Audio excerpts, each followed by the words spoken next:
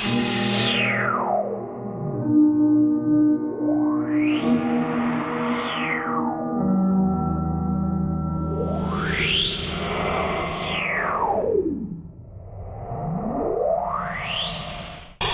many spirits are around Christopher and I right now? The Senate.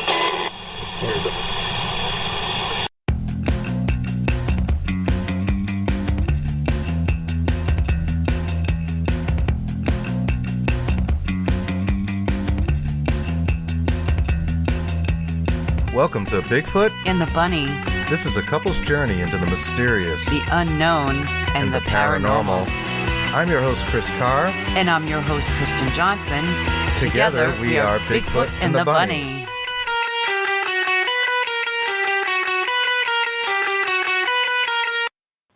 Hey, we're live. Welcome to Bigfoot and the Bunny. I am Chris Carr. And I'm Kristen Johnson. Happy Saturday. Happy Saturday, everybody. Hope everyone's doing well out there. We have a great show for you this week. I'm pretty excited about this. Yes. One of our favorite guests is joining us, and he's just on the sidelines just right now. So I'm going to read his bio and bring him right on. We'll get right to things. His name is Chris Balzano, and Chris Balzano is a writer, researcher, folklorist, and the current host of the podcast Tripping on Legends. Chris's books include Dark Woods, Ghosts of the Bridgewater Triangle, Haunted Florida Love Stories. He co-wrote that book that is prominently displayed behind us called Haunted Objects with Tim Weisberg. And he has been documenting the unexplained since 1994 and has been a prominent figure in the paranormal world through his books, articles, and Tripping on Legends, of course. And he was also featured in the documentary Bridgewater Triangle. That's right. So let's bring him right on. Hey, buddy. Hey, Chris. Hello. Welcome. I literally just had to push Ella out of the screen, just so you know. She just got it. Ella is, of course, your daughter, and she joins you often on your Tripping on Legends podcast. She often joins me. She joins me when we're doing the show on the regular. She comes on every other week. So we go, I guess we used to say we go half Tripping on Legends and half Tripping on Legends with kids. There you go. That's awesome. Yeah. That is great. That is great. And you've been doing Tripping on Legends for a while now. Wow. I think we're entering our 5th year. I think this fall will be the 5th year. You know, it all started with me and my girlfriend at the time going out to this famous story, like a location on Halloween of a famous story. We were both, you know, she was into ghosts and she loved to have me like explain some of the things because she had an interest. And we went out to the Venice, Florida, not Venice, Italy, Venice, Florida, haunted train depot, where one of the Ringling Brothers the trains are supposed to come in just at midnight on Halloween, and you're supposed to hear the train and you can actually hear the animals. And we went out there and we actually heard the train whistle, right? There was nothing running. We checked and we double checked, we triple checked all of the lines. There were no trains that were running in the immediate kind of area, but we heard it at exactly midnight. And we were hanging around one night, and I said, well, why don't we just start a show? Show kind of like what we're doing. And I'd already had the idea for the phrase Tripping on Legends, which is a play on legend tripping. And that was almost 5 years ago. It'll be 5 years ago in technically November that we did our first show. Wow, that's great. That is so cool that you heard the train. I think that story is in your book, Haunted Florida Love Stories, if I'm not mistaken. It is. I think it's the introduction to one of the Sarasota stories or one of the ones in that area. You know, that one, Haunted Florida Love Stories is kind of this journey of love as the thing that causes the paranormal, right? Or at least for us, if you take that maybe ghosts aren't real and that ghost stories are just legends, it's a compelling factor in why we believe something is true, because it's a love story and love stories connect with us and they make sense to us. And a third of the book probably are stories not just of romantic love or unrequited love, but a third of the stories are people going back to moments where they had the greatest time of their life. And that Venice train depot at the time was said to, now, spoilers, none of this can be proven whatsoever. There is no documentation that this ever happened, that the train ever came in at midnight, that crowds of people were coming in and joining it and like cheering as the train came in and the lions were roaring, and there is no proof whatsoever that exists. Wow. That kind of thing sparks our imagination, and it potentially sparks the paranormal. So it's also returning to things that we love to do. And unfortunately, sometimes that's returning from the dead to do a job that we love to do in life, which is a horrible idea. Right. Right. It really is sometimes. Yeah. Yeah, it's bad enough when I dream about my job. That happens sometimes, and I'll wake up and I'm like, wow, I got to go to work now and just do everything I just dreamt. Well, what's even worse for me is so many of the stories that I was able to find in Florida and then kind of taking it outside of the state and just kind of tracking these kind of legends all over the place. So many of them are teachers or caregivers that come back. And being a teacher, I feel like I'm kind of doomed to return from the dead to keep going doing lesson plans.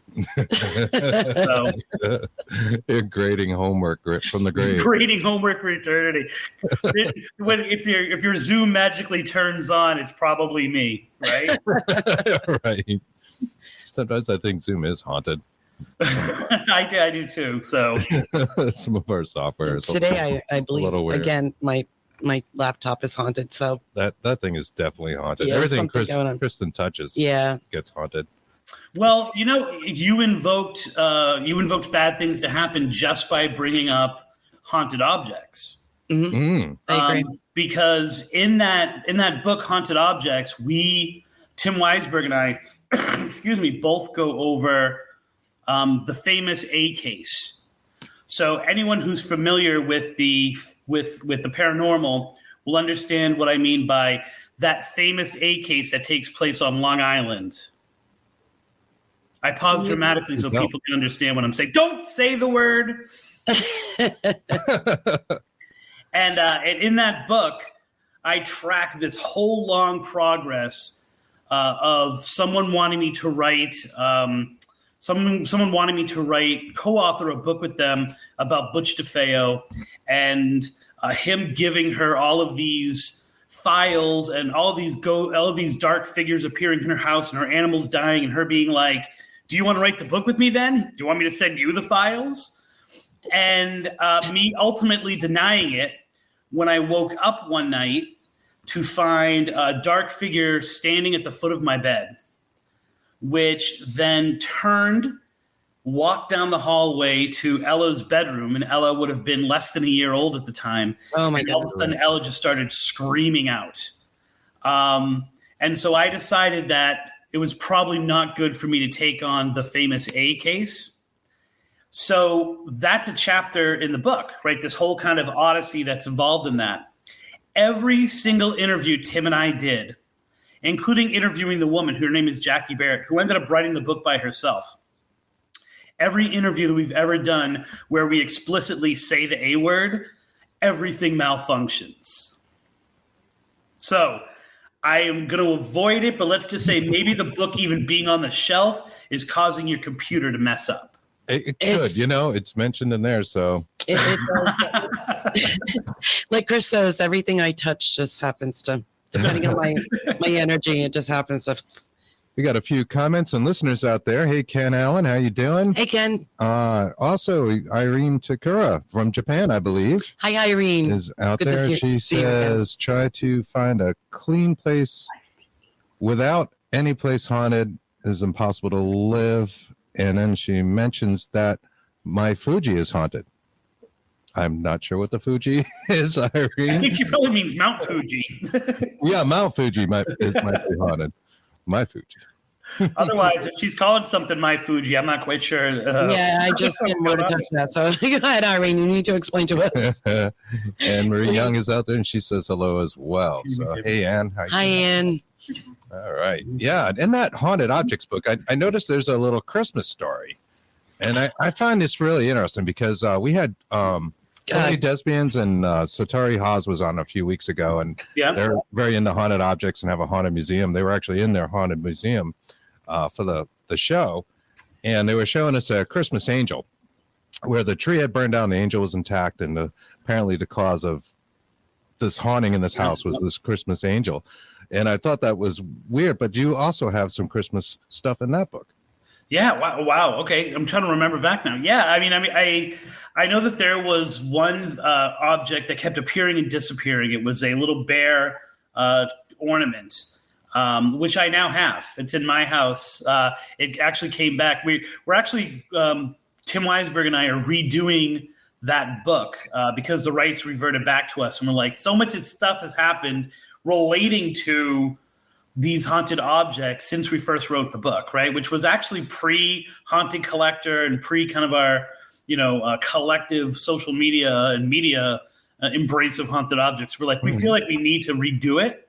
And the object has actually come to me. She found it again. She mailed it. And if I remember the story correctly, it was it had bells and it was going off and something like that. And then the one I do remember was my niece, where the angel kept turning itself around.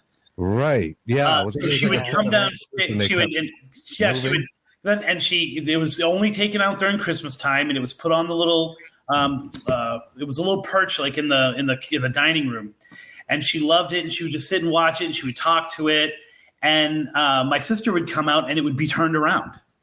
And so she assumed, because my niece is very witty, still is, that she had punished her and she had turned her around because she was mad at her or something like that, or she was doing something wrong and didn't want the little angel to be worried to catch her. And so she yelled at her for it, and she's like, "Mommy, I've never touched it." And this is a woman who is now about 2 semesters away from getting her doctorate in biochemistry. So this is not someone, even when she was a kid, she was very serious, right? Yeah, it's true. So it kept happening. And then one day my sister came out, and there was a trail of what looked like blood coming from where the angel was steeped. And then after that, they were never able to find it again. Oh, wow. Yeah. So it's one of those things. And again, I think it goes back to, the same idea as haunted love, which is Christmas is all about rituals, right? It's all about doing the same thing over and over again. It's all about Christmas carols are a form of chanting, right? It's taking out the same object every year, telling the same story about it. It's about connecting to religion, stuff like that. It's about memories and taking something up. Oh, remember when you were 3? And we still have, I've been divorced for about 6-7 years now, and I still pull out we each of us have our own ornament of our first Christmas together, right? And we each have one, and we both kind of take them out individually and chuckle at them and then put them away. Don't actually put them on the tree. But each of those things spark something, right? They spark energy. And what is a ghost? What is the paranormal other than the repetition of things that are no longer actually there? And so that kind of energy and that kind of ritual is prime real estate for something spooky to happen. Yeah, it is like an energetic imprint. Especially residual. Yeah, it's interesting. Like the trains you mentioned, at the Barnum Bailey trains, and it's interesting that would leave an imprint. Well, if a lot of people have thought about that as well when they went there, and it's more like a manifestation of consciousness as well, right? Yeah, and I know exactly what you're saying. Like you're almost kind of creating your own thought form. Exactly. Usually going there, and you want to see the train so much that the train appears. Exactly. Sure, and lots of people wanted to see those trains. Sure. Yeah, and it's weird because the book that I'm working on now, I mentioned the Venice train one more time, just really quick, because I'm talking about 2 other train stories, and I feel like another one is the same kind of idea because people have talked about the train for so long, and it's part of the town history that you can't tell anyone in modern times that a train didn't derail at this location 130 years ago, right? It's inside the entire community's mind that this train had an accident right over there on that road. And that's why every night at 10 o'clock, you can maybe catch a glimpse of it, or a train whistle goes off, but there's no trains nearby. No one is alive to remember when there was even train tracks at the location. They've just always called it where a train accident happened. And you come to those people and you say, look, there's no documentation whatsoever that a train ever derailed here, that there was ever an accident, that anyone ever died. And you get, well, that's because the people who were on it were poor, or that's, well, the government's lying about it, or, you know, it didn't make the news because the newspaper wasn't established yet and other towns didn't pick it up. Or, you know, you get all these excuses for it because they want to believe it. And maybe it's that belief, Right. and going out there and waiting for that whistle to blow that actually makes them hear it. And once again, that was a train whistle that we were actually even able to get on video. Wow. That's awesome. That's really cool. Yeah. And I know you're not a big guy as far as like the data and that kind of the recordings and that kind of thing. You're more about the experience itself, right? Mm-hmm. Yes. I mean, so, you know, I've been, like I said, I've been doing legend tripping. Kind of a, you know, it predates the radio show by a little bit. But before that, I mean, I was an investigator. That's what I did. But I started as a storyteller. I became more of an investigator as it became relevant for me to go out and try to lure other people to the story by giving them something to hold on to, that something was real. Mm-hmm. And that then became, people were then calling me, asking me to help them with their houses. So I became an investigator. I've written 2 books about how to be an investigator and the investigative side. And then probably about 10 years ago, it was after Haunted Objects came out, Tim Weisberg and I were asked to shoot a pilot for a Haunted Objects TV show. And I remember they flew me up to Boston. We shot most of it in what is the Bridgewater Triangle area. And then we were rejected. I'm not saying it's because I'm, you know, an ugly guy, but I'm sure it had something. You know, my charm is great, so I don't know why they wouldn't want me for a TV show. But it was one of those things, and I was doing Spooky South Coast at the time, and I was booking guests for Spooky South Coast at the time, and I just realized that I was part of a community that I didn't understand, and that so much of paranormal investigating in the paranormal field had come about gathering evidence, and the newest gadget to do that, and the newest way to analyze that. But no one was asking the question, why? You know, what does all of this mean? Things like that. And I felt I had no place, and so I completely 100% stepped away. So when I came back and I was doing legend tripping instead, my mantra was, this is experience over evidence. And we document everything. So we have cameras going and we have tape recorders going because, you know, it's a show and we want some stuff and we take pictures, but we refuse to use any kind of equipment. Our saying is, if we can't hear something on the tape on the way home from the legend trip with the tape recorder plugged into the car stereo, then the EVP doesn't exist. You know, so it's not like we spend a lot of time searching for it, because I was tired of not using my 5 senses and my intuition, so not using my 6 senses, but then also I don't have to prove ghosts exist.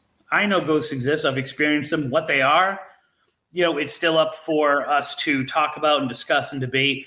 But legend tripping is, you know, it goes beyond that, because it says, the ghost may exist, the ghost may not exist, but people believe it does, and therefore it's something worth talking about. So it's so much more about the people, and I use it to tell the history of the town, talk about the people of the town, get out there and speak to people, cherish firsthand experiences, right? Right. Like, embrace the fact that someone had an experience, as opposed to say, well, I can't verify that, therefore it doesn't exist, or therefore, you know, I'm pushing it to the side. That was never who I was. I became that person for a while, and I don't begrudge people who approach the paranormal like that. But that's not me anymore. And so, yes, it is experience over evidence at all times. I think that's great. I think too many people do get caught up in the technology, and, you know, if it didn't make the meter go off, then it didn't happen. But you have these experiences, and if you're thinking about the tech so much, you could miss the bigger picture of what's going on. I think our most paranormal experiences are just that, they're experiences. In fact, I think it's weirder if it doesn't show up on the recorder. You know, these kind of experiences where we heard something very prominently and it's not on a recorder. And I go, that's really paranormal. Yeah, it really is. The funny thing is that, and I can say roughly 15 years as an investigator, I've gotten so much more compelling EVP information and evidence, not focusing on getting evidence, than I ever did as an investigator. And when we have, it's interesting because a successful legend trip doesn't mean that something happens, right? Because you're exploring the legend. Therefore, you get someplace and you say, there's nothing here. That's a successful legend trip. You know what I'm saying? Like, even though nothing happened, right? But the ones that we've had an experience that is profound, every single one of them, there is a moment. And that moment, it's very clear when it starts, and it's very clear when it ends. And Florida is friggin' huge, okay? Oh, yes, it is. Yeah. I sometimes go, we'll say 4 hours from where I am right now, right? Which is a blip on the map of Florida. Yeah. And I drive the 4 hours, we're there, something happens, and you're like, that was it. That was it. That was it. Like, we can go home. It's not as opposed to we need to stay all night, we need to investigate. It was like the other side opened itself up for that moment. We had that experience, and every time that's happened, it has been profound. And I say to people, and you try to explain, and they say, "Well, where's the picture?" Where I'm like, "Yeah, I don't need a picture. I don't need a picture. Here's the story." And that's why oftentimes, like especially in Haunted Florida Love Stories, there's no firsthand experiences of me in that book. Right? And actually there are very few firsthand experiences. It's really, really focused on the legends, because that I can't prove anything to you. It's just me saying that something happened, and that's, I don't know. I think sometimes that takes people out of the magic of the story. Yeah. There's stories. It's like folklore, and they're compelling because they're retold. They're told by people. It's not like oral traditions made these things up. Right, and there's always a hint of truth in those folklore. That's right. The funny thing is I go to libraries and speak, and I do different events, and I love the Venice train depot story, right? And I tell that story, and people like it, don't like it. Generally people enjoy it because it's especially because I focus a lot on the west coast of Florida because that's where I am. But what people really love about that story is the fact that part of that story and part of the legend trip was that there was they decided they wanted to winter. Barnum wanted to winter in Sarasota, in that area, and Venice, Florida, and people were hesitant, right? And so what he did, being a genius that is he said, I'm only going to pay my employees in $2 bills. And when they spend money all over town, at the end of the night, people will check their registers. They'll see that their registers are filled with $2 bills, and they know that we are adding to the economy of this location, and they'll love us, right? Yes, yeah. And me going to that location was predicated on the fact that I was at a middle school dance, because I taught middle school at the time. I was at a middle school dance, and a kid bought candy and paid me with a $2 bill the day before Halloween. Wow. And I was like, this is, we say on the show, #follow the signs. This is my sign that we've got to do it this year. I tell that part of the story, which has really nothing to do with ghosts, and people love it because it's not only about the history, it's about the history of an area that they know. And it's about making what is something you can read in a book or something you might know of. Like, everyone in this area knows the influence of the circus on the community. But to hear that story, people enjoy that even more than the ghost story. Right. Absolutely. That's cool. And I love that you got the $2 bill the day before. The synchronicities, that's a good story too, because I got 3 of them, actually. It was $6, and he paid me with 3 $2 bills. Wow. Yeah, and so when we went to the train yard, that's what we did. We put the $2 bills on the track as a way to try to make the experience happen. That's right. I remember reading that in the book. Mm-hmm. Yeah. That was a good story. I like the story too about the midwife who was dumping the infant bodies in the river, and the river would turn red apparently under a full moon or something. Yeah. Would you like for me to tell? Would you like for me to tell that story? I'm setting it All right, up. everybody, snuggle up because this is a real family story. Yeah, that's Heartwarming story. Oh yeah. it is. That's one of my favorite.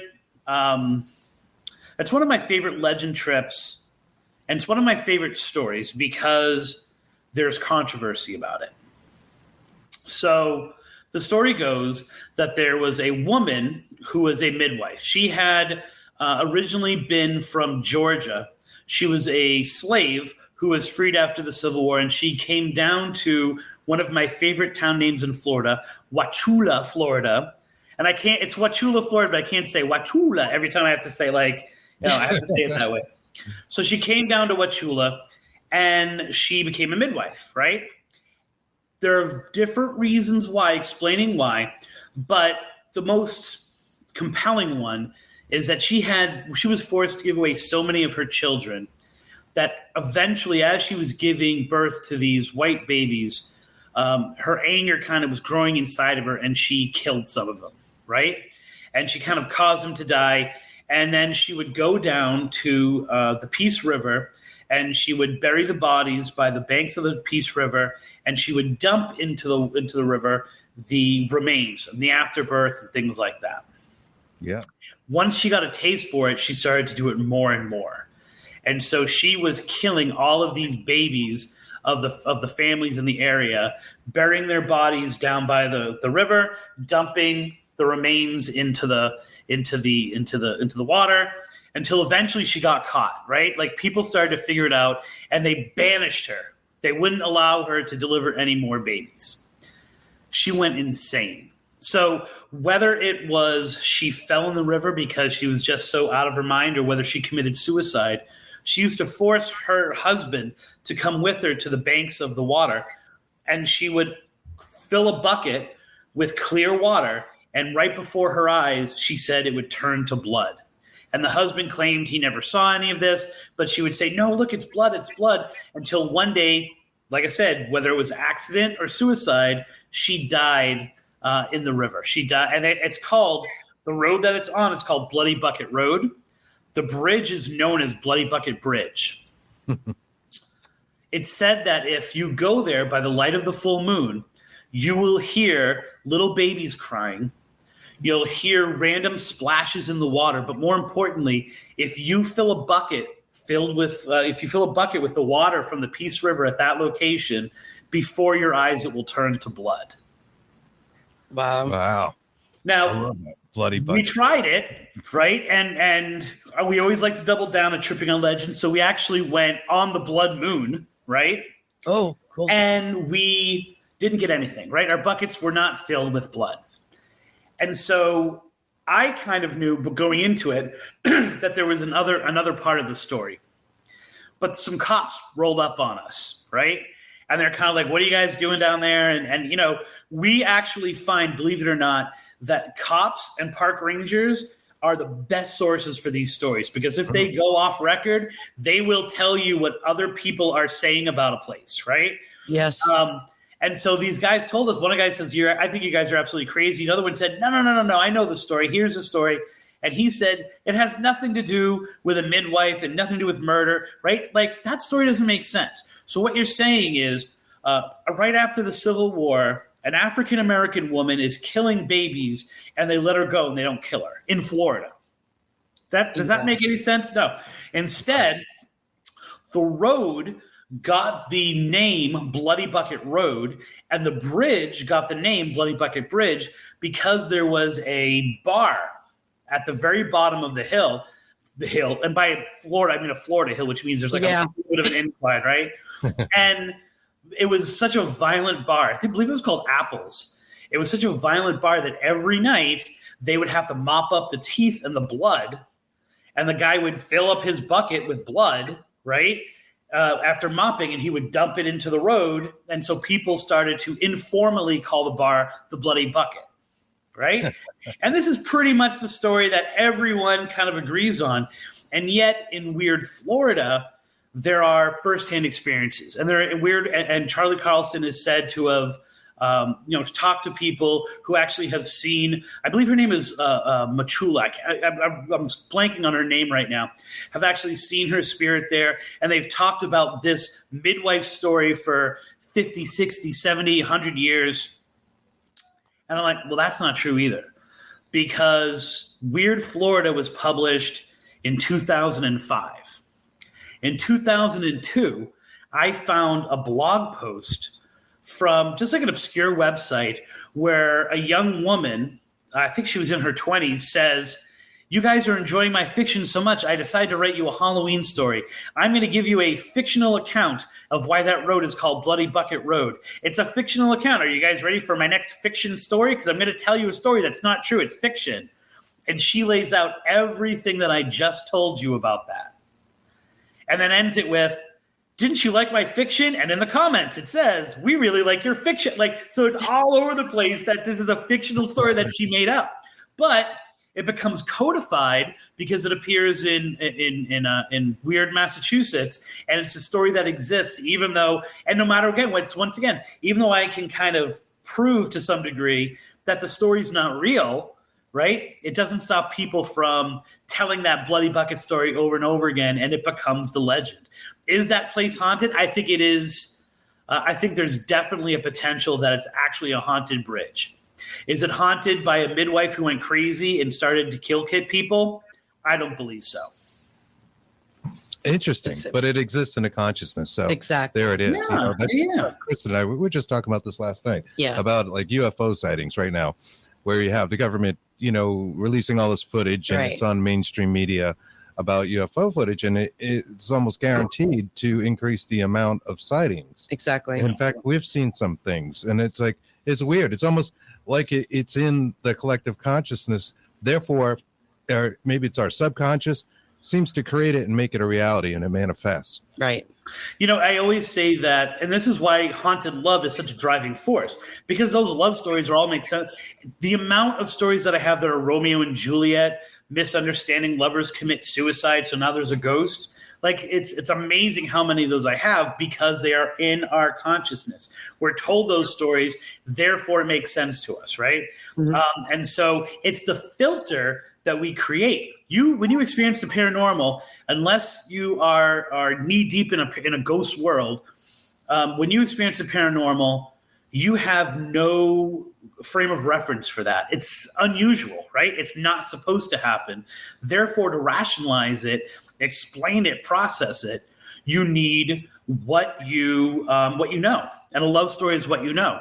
The number of you'd be surprised how many abductees contacted me, and after reading some of my books said, it took me reading what you wrote to realize that I think I had an encounter with a Puckwudgie, and it wasn't an alien, right?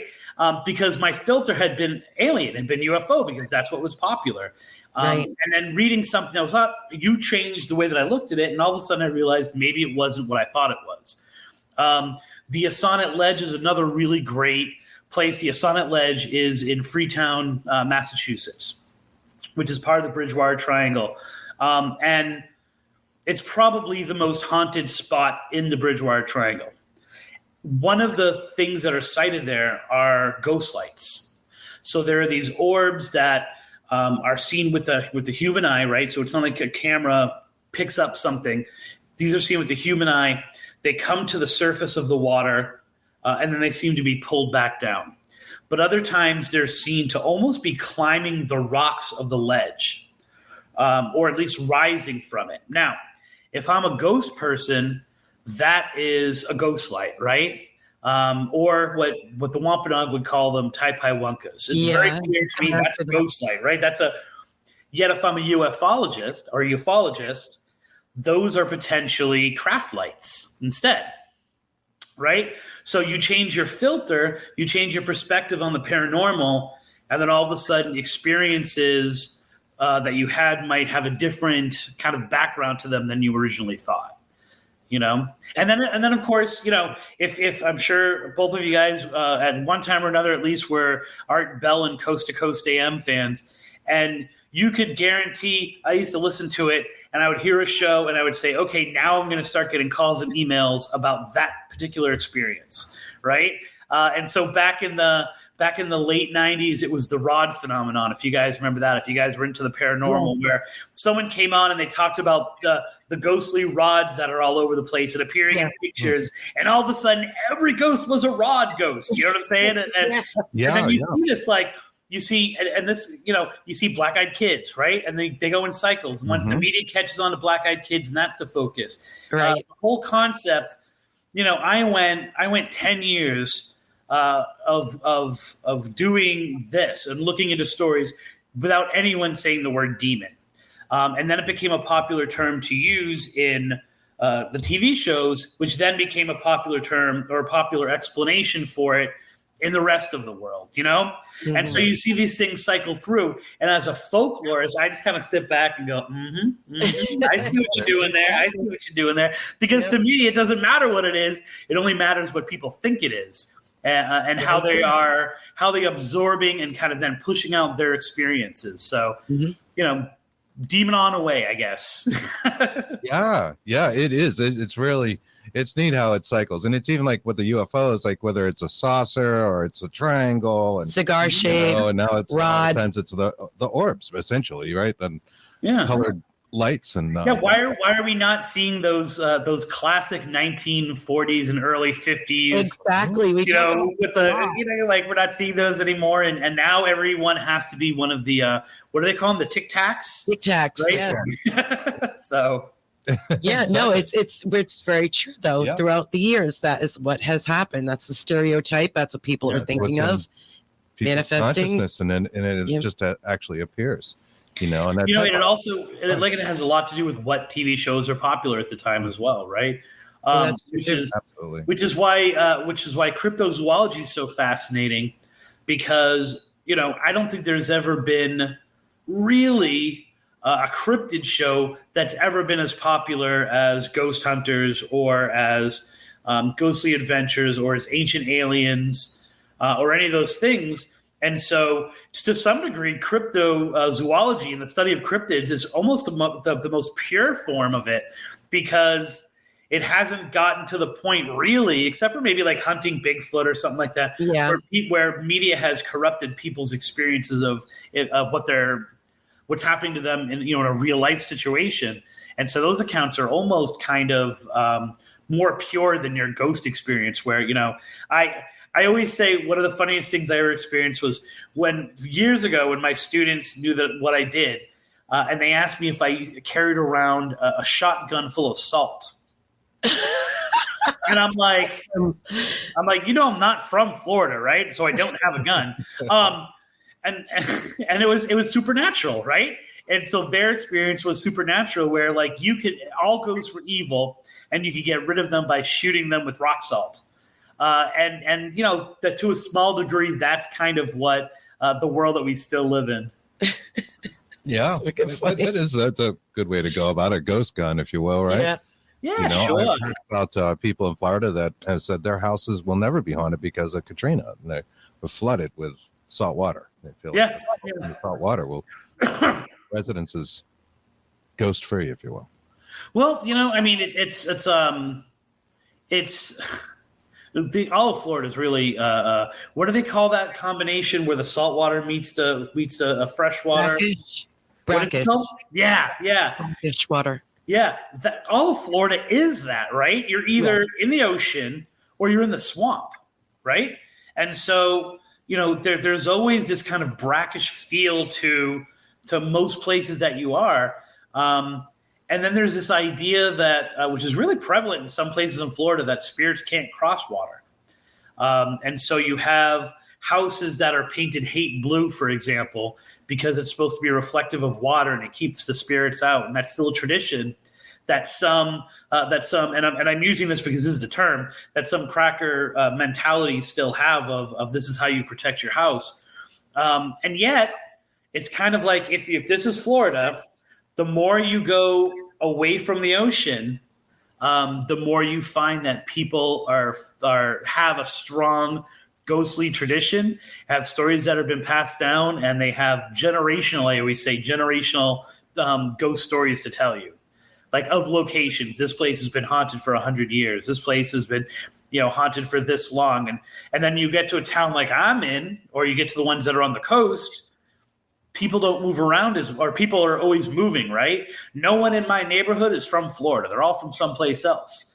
And so they don't have a generational anchor here. And so there are no ghostly legends. The Walmart's haunted.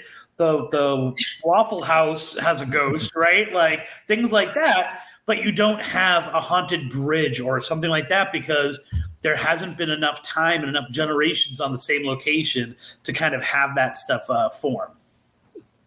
I have a neighbor that keeps mirrors in her windows facing out. Yeah.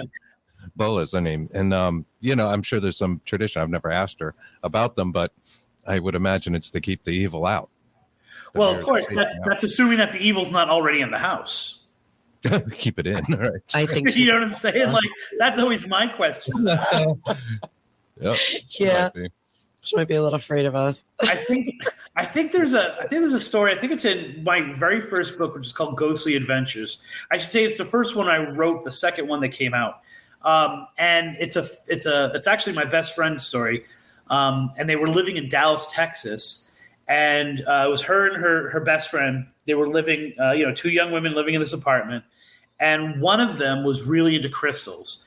And so she had put crystals around the house without telling the other one for protection. And so my best friend was going around. She saw the crystals. She thought they were just rocks, right? And so she picked them up and she kind of threw them off to the side. Her roommate came in and said, why are my crystals here? That's really weird. She put them back. But in the interim of that time, something dark had entered the house. And so they had this really strange experiences of this black fog monster type thing, which was following them around the house because it was trapped in the house. They had actually locked it in by removing the crystals and then putting them back while this thing was kind of sneaking around during the day. So, it is interesting that we have these folk remedies and we have these superstitions, and every once in a while something happens that makes you say, well, there's like you were saying earlier, there's an ounce of truth to it. There's a reason why we have these superstitions and why we have these rituals, and there might actually be something to them. Absolutely. For sure. And speaking of mirrors, they're remaking the Candyman movie.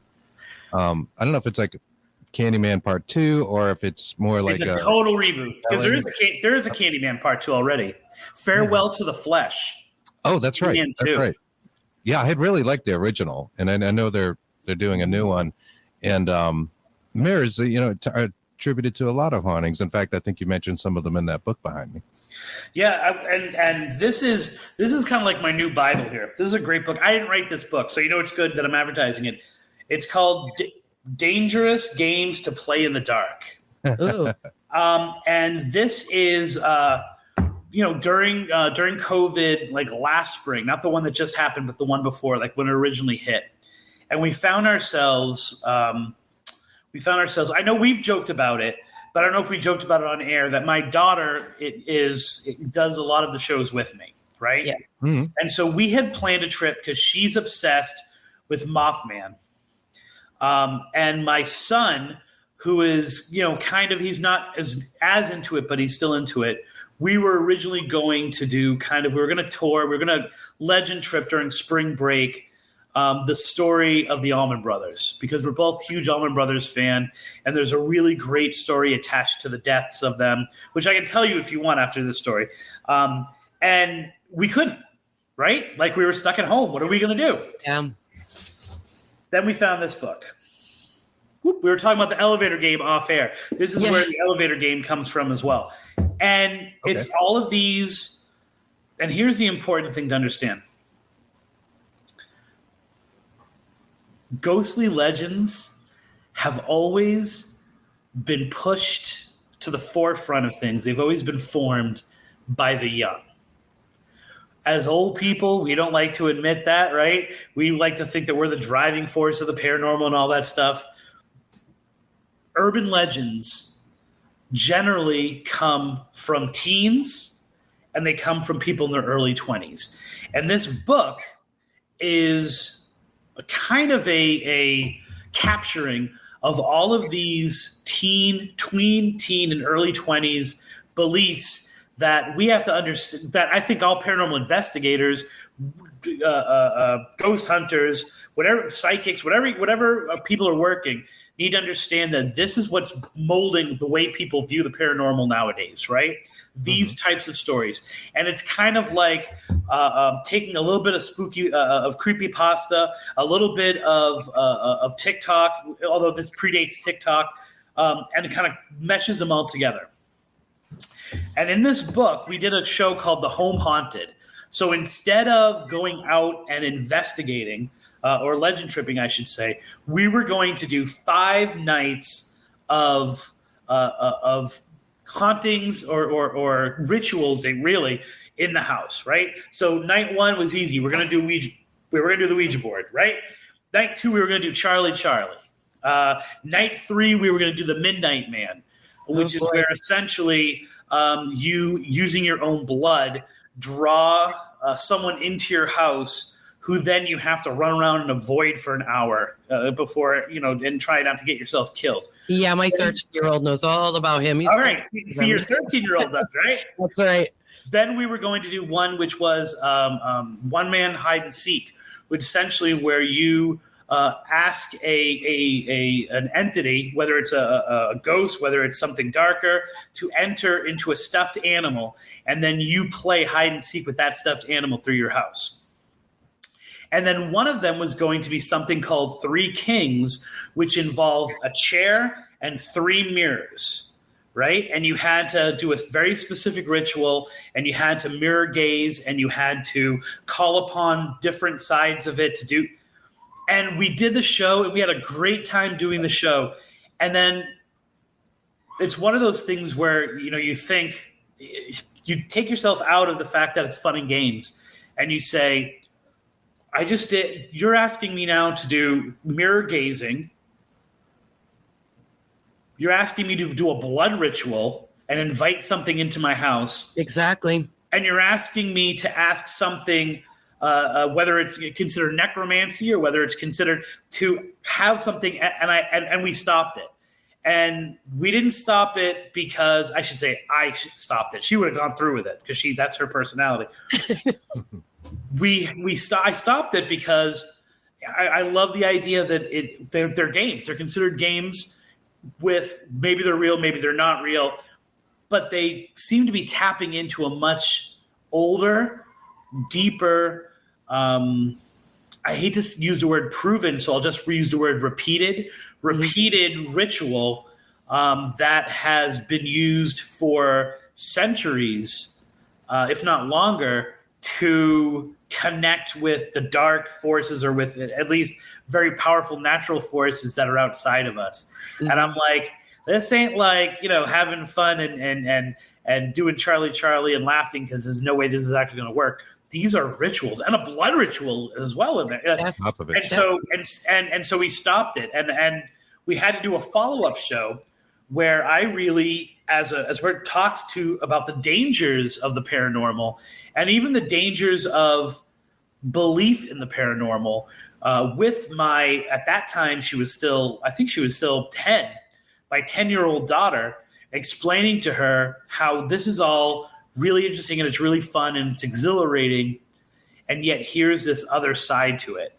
And I think both of those shows are some of my favorite modern shows that we've done, where we didn't actually go out to a location and we weren't actually tracking a legend, out there. And it really hints at that there are, we are taking ghosts, we are taking the paranormal, taking something spiritual, and over the generations, it just wears a new face, right? It just puts on a different mask. Mm-hmm. It just puts on a different front for the world. My old English teacher would always say, all literature is a representation of the life and times during which it was written. All ghost stories are a representation of the life and time during which they're written. And all urban legends are, right? That's like urban legend 101, and yet you forget it sometimes. And this book is this book documents the changing face of the paranormal and of urban legends about things that are weird and scary in the night.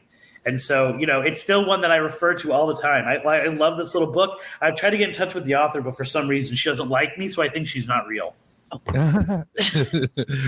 Yes, maybe she's just a bit of lore herself, but I think so. I mean, come on, like her name is Lucia Peters. Like that doesn't sound like a fake name, Right? So Lucia Peters, if you are a fan, if you're out there, I always want to call your show Echo and the Bunnyman, but I know that's not. I know that's not the name. If you are a fan of the show, please contact me. I'd love to have you on my show, or just tell you how amazing I think you are. That is cool, and of course it reminds me of like Slender Man, and he looks a lot like Hat Man, and Slender Man, of course, was a work of fiction, but people saw him after it got out in consciousness again. Yeah, it was a terrible story, but The other thing I was leading up to with Candyman was the Bloody Mary, because it's basically Clive Barker's retelling of the Bloody Mary story, right? And that's such a that's probably my favorite urban legend of all time. Only because it is the definition of changing generation to generation, right? It evolves as times change. So it begins as Mary Worth, right? You're supposed to say, I'm not afraid of Mary Worth. I'm not afraid of Mary Worth. Whoever it is, it's supposed to be Mary Worth is the original Bloody Mary, right? Mm-hmm. Of course, she doesn't exist either. But the story goes that she had a little burn on her face or a little cut on her face or whatever. And it was small, right? But she became so obsessed with it that she either killed herself or she set her entire house on fire. And then she was the first one to appear in the mirror behind you when you did Bloody Mary, right? And so you would say, I'm not afraid of Mary Worth, and she would appear. Now, here's my question to you guys, and I want you to do this with your fingers, right? With your fingers, so you can't hear each other. How many times are you supposed to say Bloody Mary before she appears? 3. Oh. You're not supposed to. That's why I did not. No, but see, that's the thing though, because and maybe Candyman has an influence in this, right? Like sometimes it's 5, sometimes it's 3, sometimes it's 13, sometimes it's 7, sometimes like that changes. Okay, now here's the next question: what happens after you say it the last time? She appears. She's supposed to. And does what? It scares the crap out of you. I sometimes, right, and that's the other thing. It's like sometimes she kills you. Sometimes she just blows the candle out, right? Sometimes she just appears in the mirror behind you. Other times she chokes you. Other times you can feel your skin being cut. Other times she'll take you to hell. Like it's this idea that the story is structured in such a way that we can really put all that we want into it, right? And so Candyman does a really great job of taking this Bloody Mary story and turning it into a story about gentrification, right? And about the taking of a heritage and the taking of with the whole Cabrini Greens, being taken from African Americans and given to the high end people, and then them retaliating from that. And it's also a story, hidden in there is the background of the racial tensions and the mixed couple. Because it's such a good framework, it can do that. One of the most interesting things about Bloody Mary is I kind of felt like I was capturing it in real time. First of all, you should know, middle school, high school, and now I'm back to middle school, right?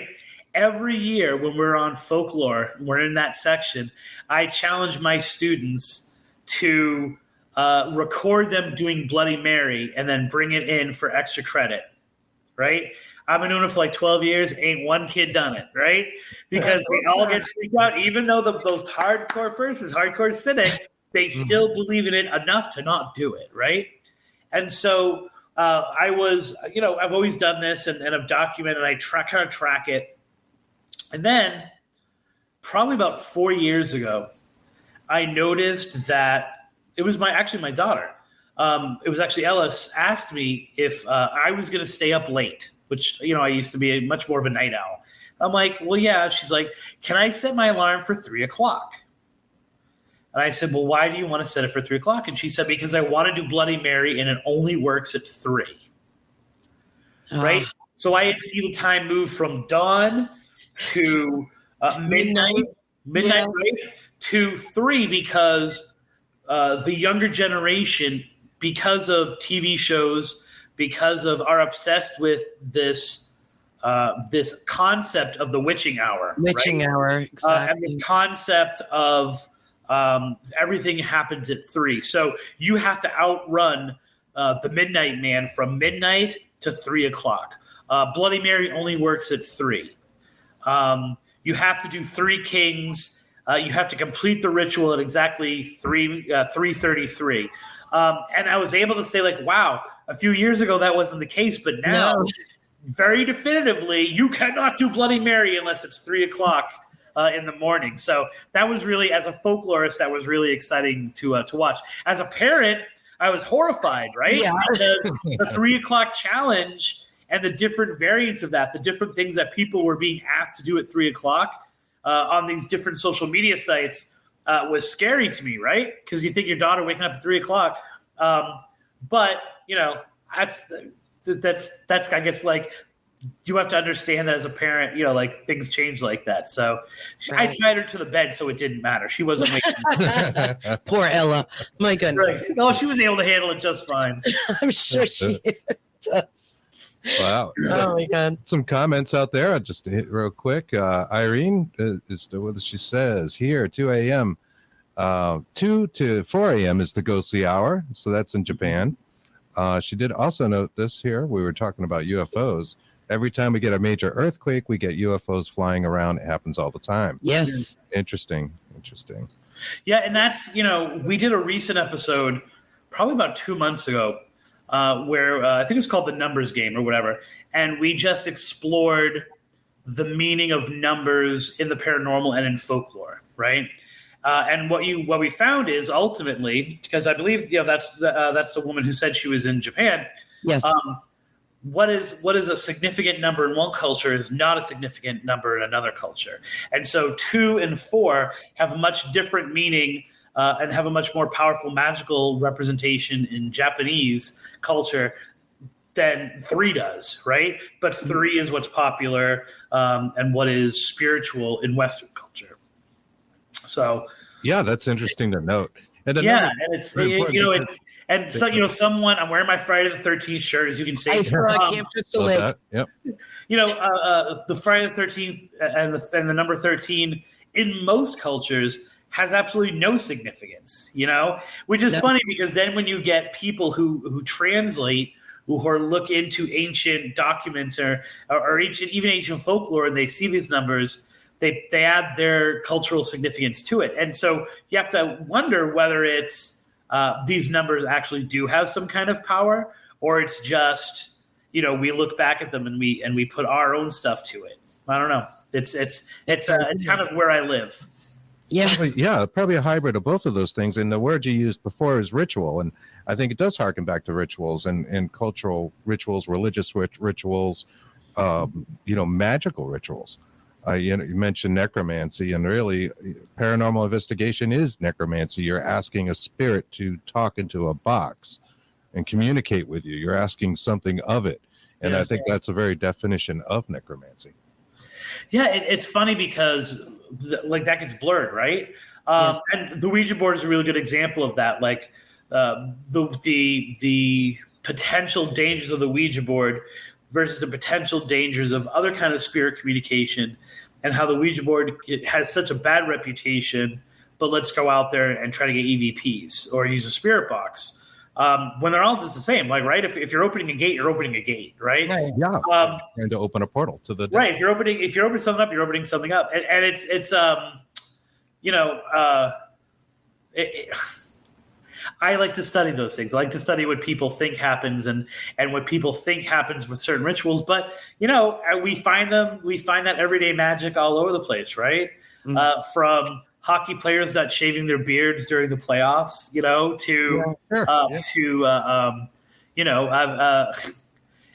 driving a certain way to work every day. I annoy, especially at my new school, I annoy all of the teachers that are there because I will not park in the same place 2 days in a row. And they are all very much like, this has been my parking spot since the beginning of time.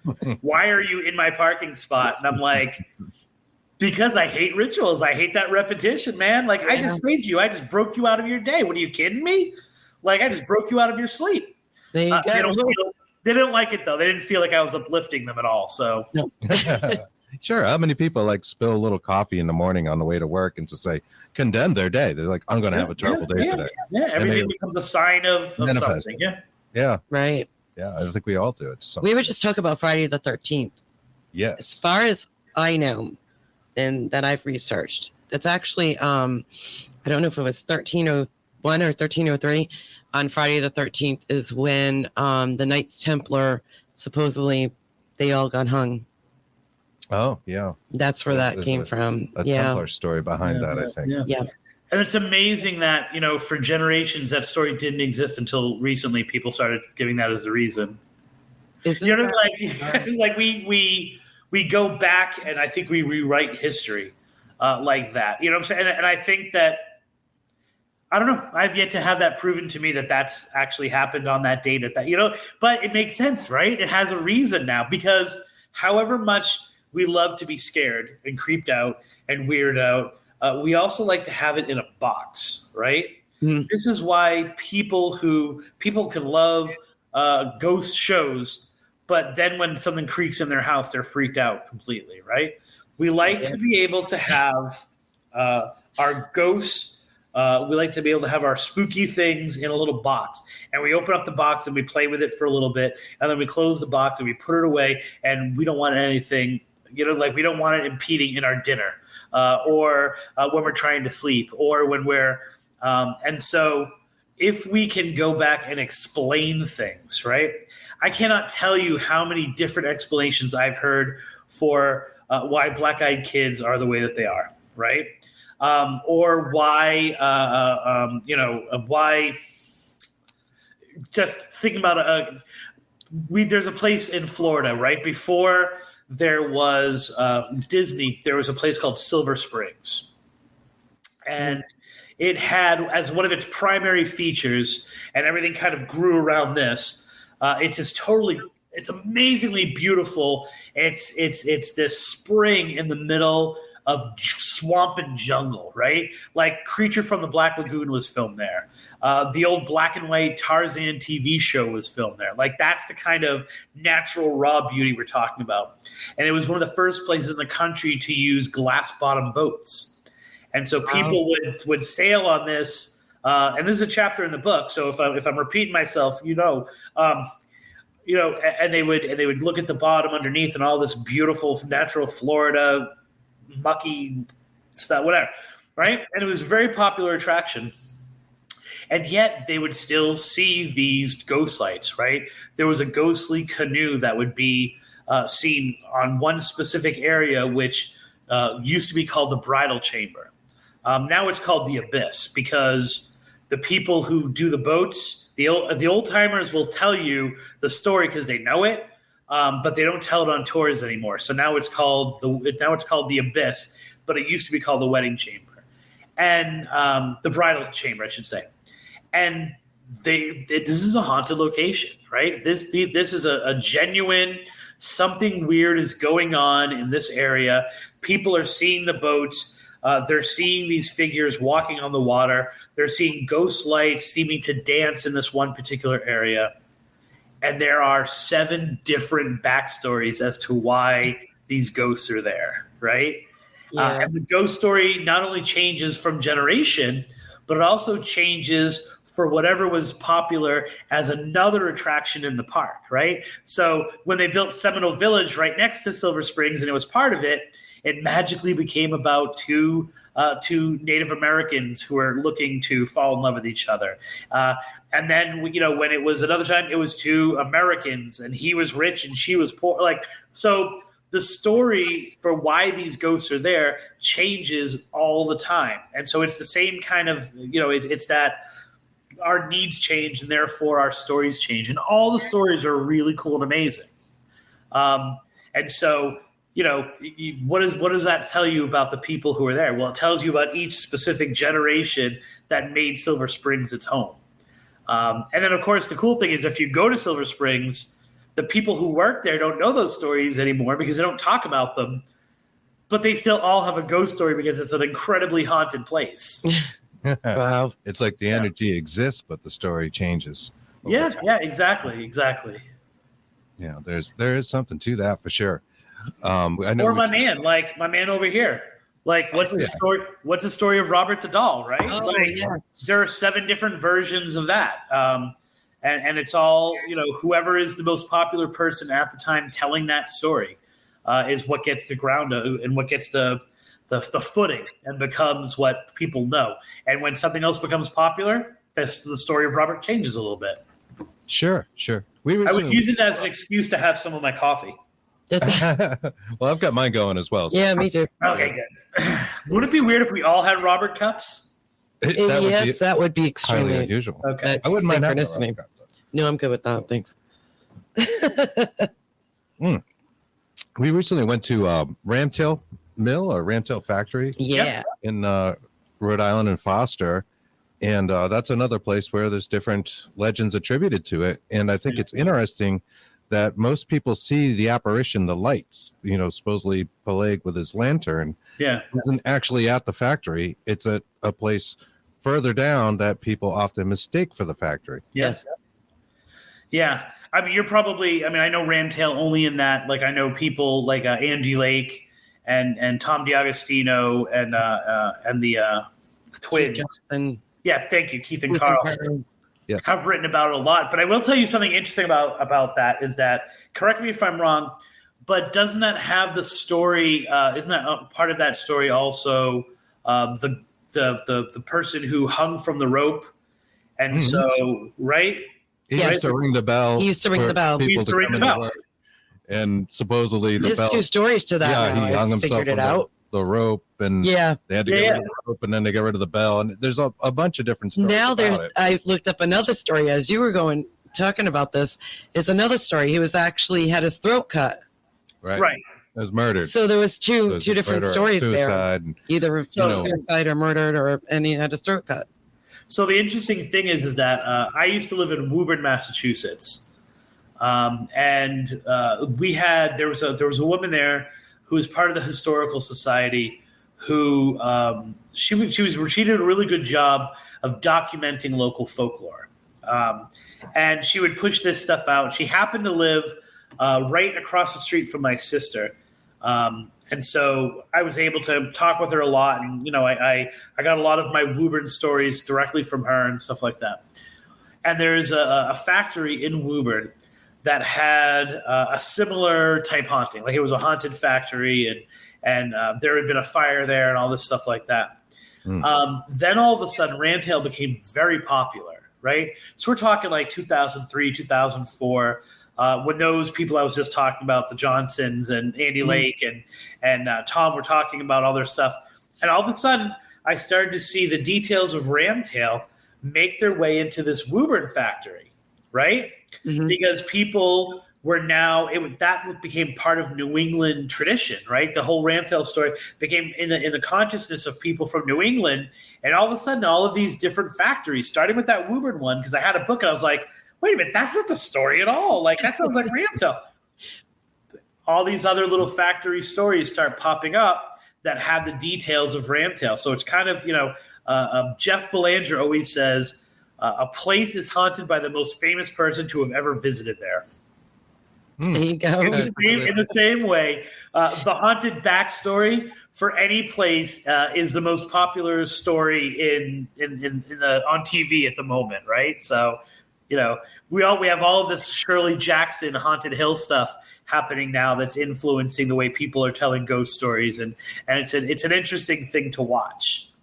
Yeah, and like you say, the kids coming up, that are on TikTok and they're telling their stories, and that is what becomes the legends now. You know, Yeah, it's yeah. I mean, it's something maybe we talked about, 20 years ago or something like that. It's like roles, and we talk about roles. Yeah, stepping in into hauntings, roles. a lot. We feel like spirits almost seem to step into these roles, like the woman in white. You hear the story everywhere. Everyone has a haunted little girl in a cemetery or a little boy, and why do you always hear those things? It's funny that I'm working, in addition to a book I'm working about a certain part of Florida. As a little side quest, I'm writing this other book called Whistling Past the Cemetery. And it's just documenting urban legends or, things that are being put forth as a haunting in cemeteries around the country. And I've got some in other countries too that have to do with cemetery rituals, right? So you're supposed to leave something on the headstone, and then when you come back 20 minutes later, something happens, right? So, and you leave a flower on the headstone, you come back 20 minutes later, and the woman who's buried there will start whispering into your ear, right? Mm-hmm. Or you drive up to the gate, you honk 3 times, and then the original person buried there will come towards the gate, right? And so, and I say that, and you go, yeah, that's from my town, yeah, that. And the fact of the matter is, it's in every town, right? Like, that's the beauty of these stories, is that they are repeated and they are kind of said all time and time again, and people take great ownership of them. Like, no, that's my story. Right. But it's like, guess what? It's not. Like, I could take Haunted Florida Love Stories, and I really could go through each of these stories and find almost the exact same story in another state, right? Mm-hmm. So you're talking Women in White. I could write a whole book called Whistling Past Women in White. Just the documentation of story after story having to do with it. Right. Now, here's the interesting thing. It does not mean that the ghosts are not real. It means that we are the ones who are crafting the story of the why, and that isn't necessarily real, right? I always say ghosts may or may not exist, but a ghost story always exists, right? Because we need it to. And so, it's interesting, once again, as a folklorist, to sit back and watch those stories kind of come at you and the passion people have for them. And sometimes I'll tell a story and I'll get attacked by someone saying that is I stole that from their town. I stole it from, Sioux City. And I'm like, no, you don't own it. It's all over the place. Right. It's everywhere. Yeah. My first thought there when you started to say that, of course, was Marmaduke Earl in Spider Gates. Gravestone, of course, is heavily decorated, but I think the legend goes that midnight, if you run around it 10 times, will whisper in your ear, something to that effect. But you can put your ear to the grave and you can hear him. Right. Put your ear on the stone or something. Yeah. Yeah. And the other, of course, Spider Gates being what was once kind of like the paranormal landmark in Massachusetts, right? And I think very intentionally it's faded from a lot of people's minds. But there are some really great other stories about that. For example, the whole idea of like passing through these 8 gates until you eventually are driven insane. I've seen that in at least 5 other cemeteries in the United States, right? Sure. And then the idea, which people, I don't know if you guys have ever heard this about Spider Gates, but there's also the Vanishing Cemetery.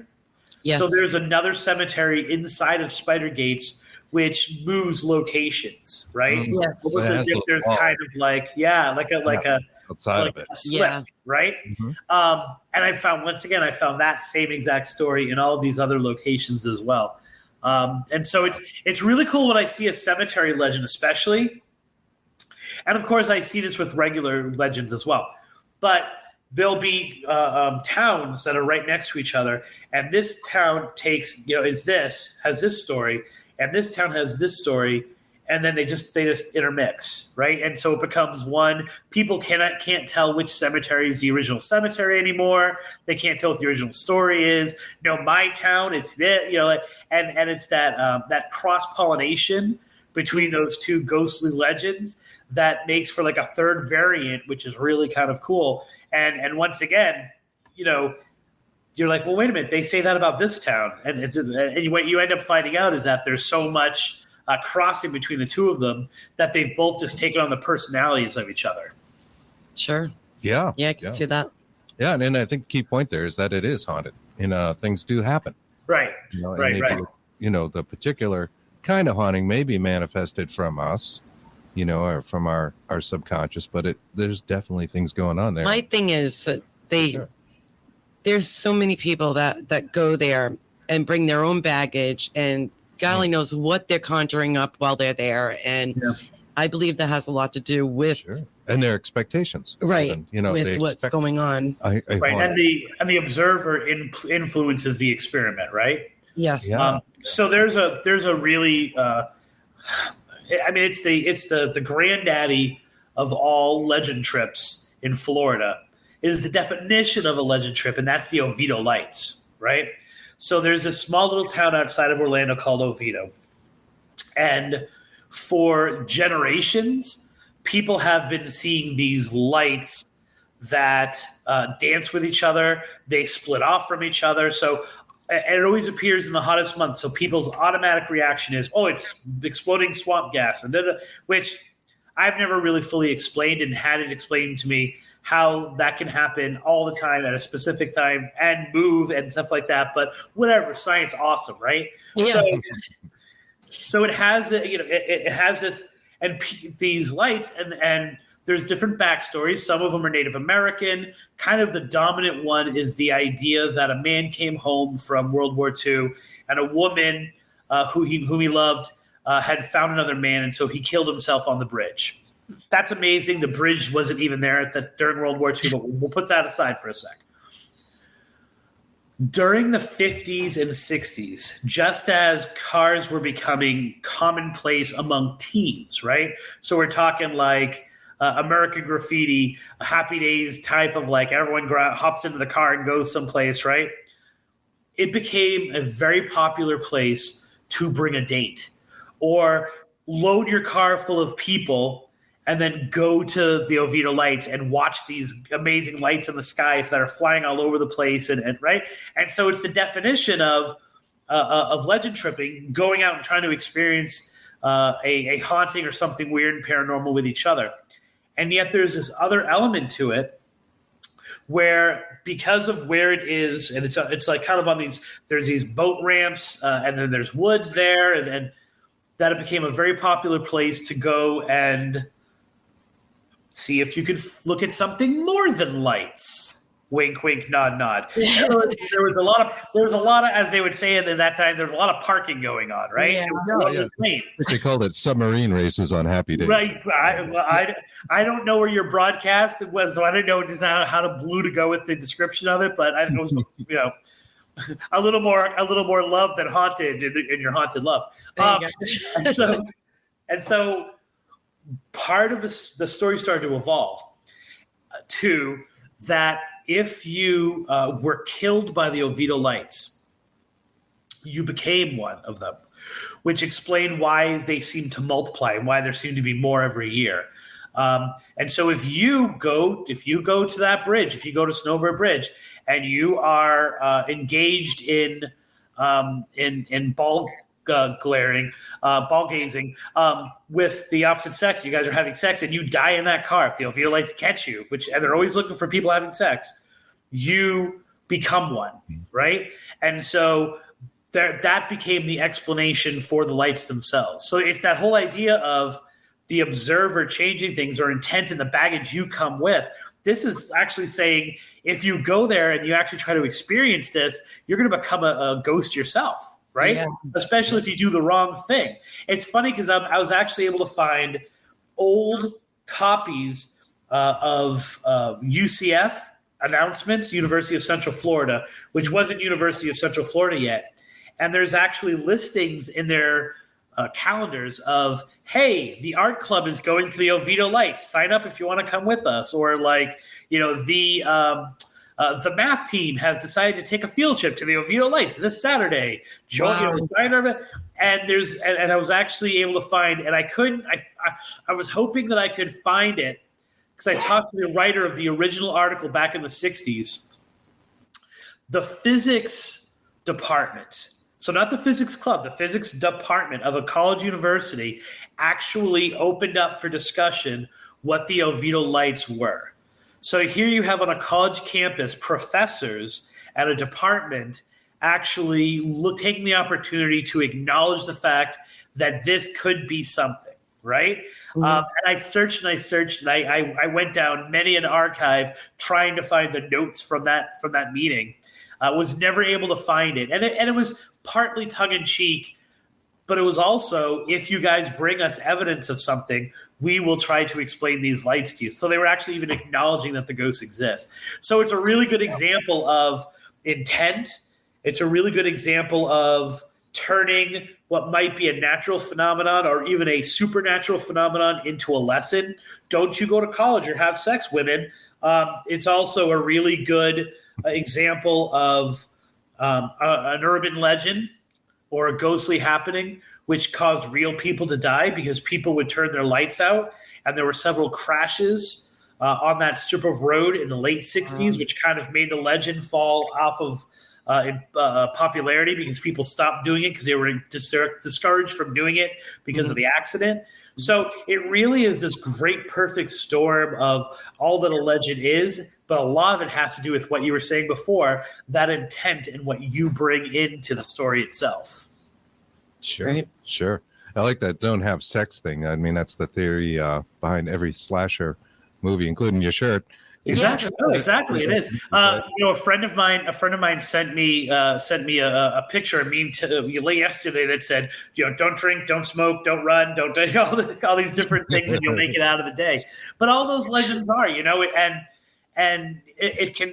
It's funny because up until maybe 3 years ago, maybe it was Massachusetts snobby, being like, there's a college every 5 feet in Boston, right? Yeah, there is. And like, what do we have? Like 2 colleges in Florida? Is that it? And I didn't realize there were a lot more colleges in Florida than I thought there were. But those college campus stories that are on all college campuses are here in Florida as well, right? The same ones, like the aren't you glad you didn't turn on the light?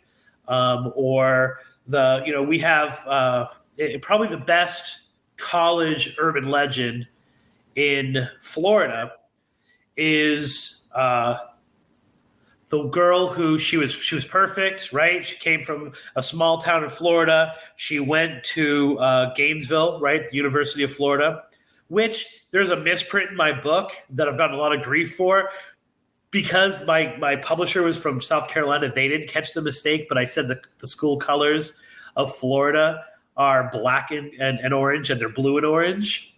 So I've gotten a lot of trouble for that. And I'm like, trust me, I know what they are. It was just a I swear it was like, but there's this she's kind of the epitome of innocence, right? And in the 60s, she gets to the University of Florida. She gets to Gainesville. Beatty Tower is the dorm that she's in. And for the very first time, she wasn't drinking, she wasn't smoking, she wasn't listening to that damn rock and roll.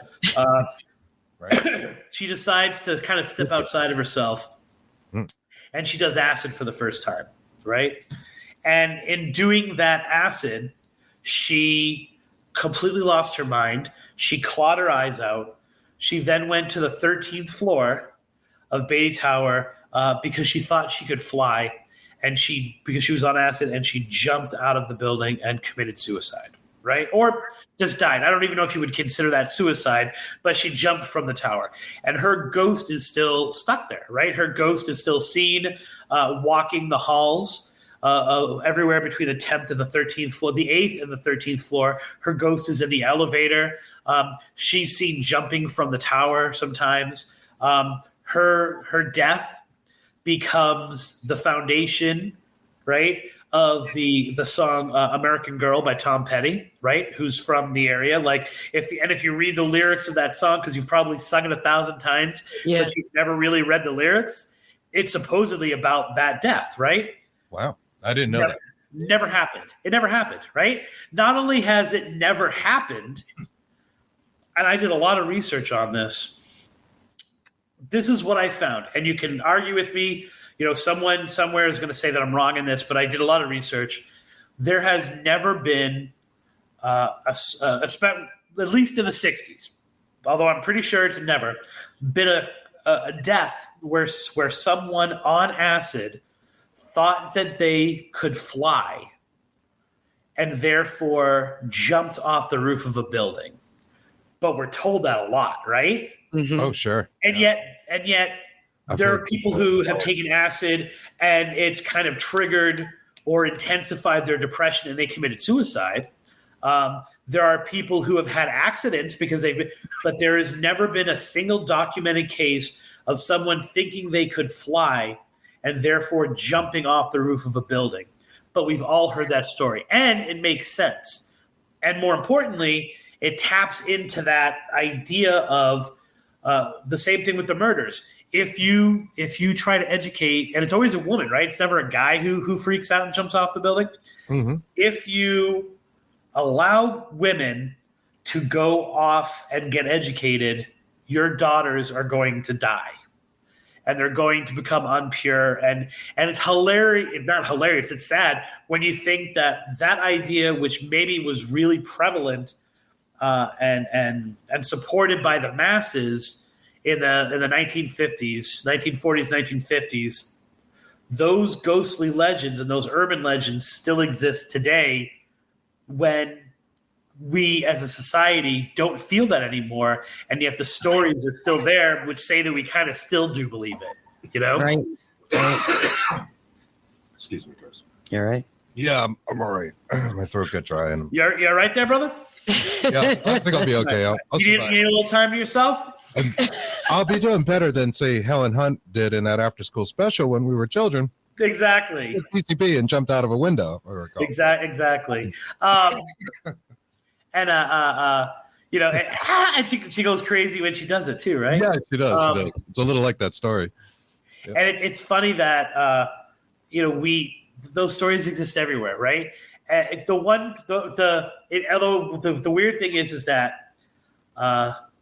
that murder on campus story, that don't go into that dorm, or that dorm is haunted by a murder that happened, that might be the scratching on the wall that you don't answer the door and it's your roommate scratching, asking you for help because a killer's about to get her. Or, like I said, aren't you glad you didn't turn on the light? Those stories exist on campuses all across the country. They exist on campuses all across Florida, except for one.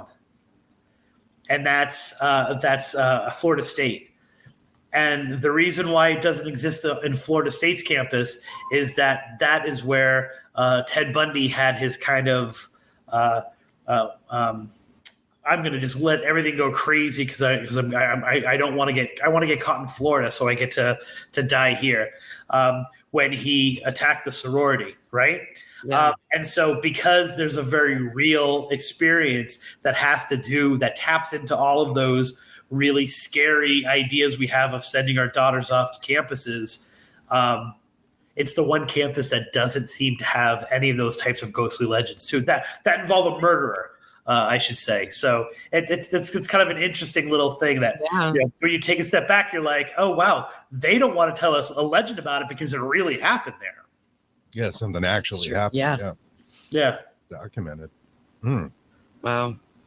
Oh, that is interesting. That is something, but it is. Whereas every other campus, there's no murder, and it's like they're all jumping out the windows. They're all jumping out windows and you know, dying from having sex. So yeah, of course. A little warning to all teenagers out there.